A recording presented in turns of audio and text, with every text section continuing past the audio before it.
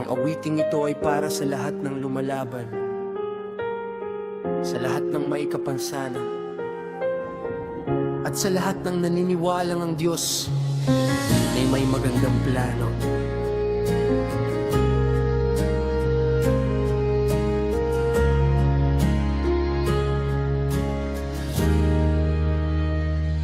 Ako'y sinilang na may kapansanan, hindi makalakad. Noong ako'y musmos, maraming tanong ang bumabagagag. Bakit ako naiiba? Bakit hindi ako tulad nila? Habang ang ibang batay malayang tumatakbo sa lansangan, hindi ako makalaro tulad ng karamihan. Apat na sulok ng bahay ang aking naging mundo. Lamang tahimik kong pinagmamasdan ang buhay sa labas, habang ang puso ko'y naghahanap ng bukas. Ngunit kailanman hindi ko sinisi ang may kapal. Sa halip ay naniwala akong may layunin siyang banal. Kung bakit ako nilikha ng ganito ang anyo, siguro'y may miksyon akong higit pa sa alam ko. At dumating ang araw na binuksan niya ang aking isip.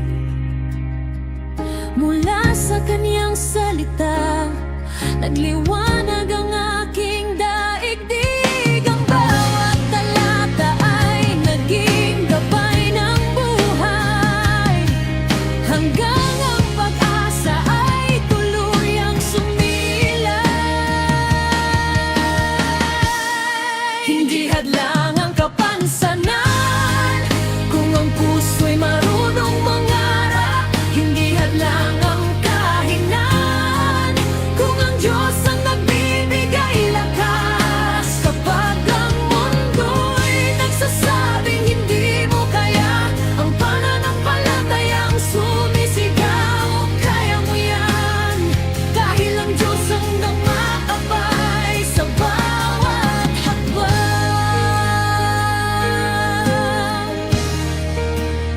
Hindi man ako nakapag-aral ng elementarya, isang himala ang bumago sa aking pag-asa. Natuto akong bumasa at sumulat ng mag-isa. Sa Biblia ko unang nakita ang liwanag ng pag-asa. Unti-unting nabuksanan natin kakayahan sa pagsusulat ng awitin at pagpipinta ng larawan ng sining ng naging sandata ng aking buhay. Patunay na may biyayang inilaan ang may kapal. Ang aking pumasok sa sekundarya, doon ko naranasan ng tunay na pakikibaka. Kapag tag-ulan, puti kong uniforme, pag-uwi kulay tsokolate sa putik at baha.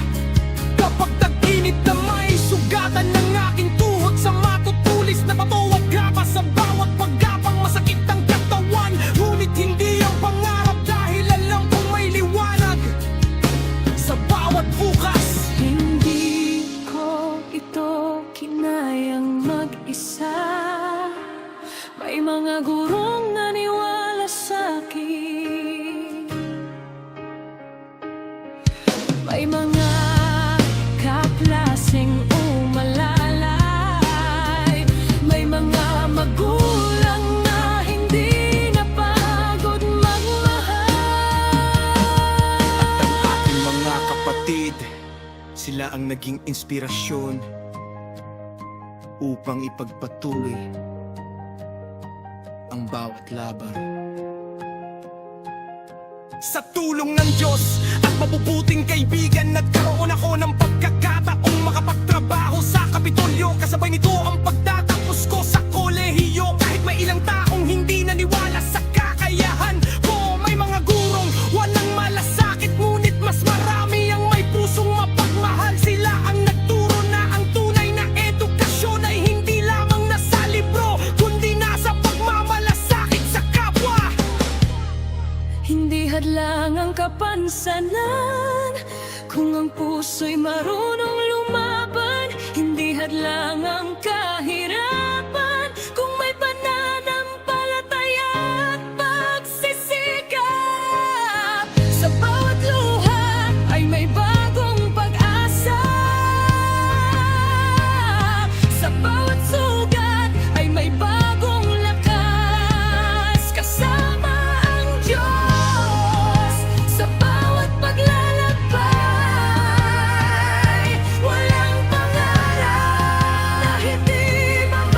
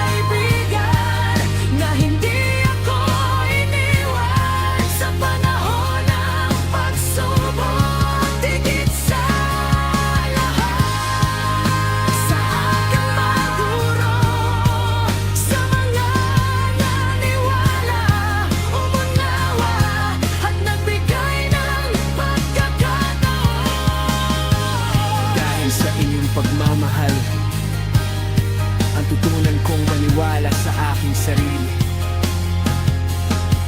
sa lahat ng may kapansanan. Huwag mong hayaang ang iyong limitasyon ang magsabi kung hanggang saan ka lamang. Ang tunay na lakas ay nasa pananampalataya. Ang tunay na tagumpay ay nasa pusong hindi sumusuko. Kasama ang Diyos, ang bawat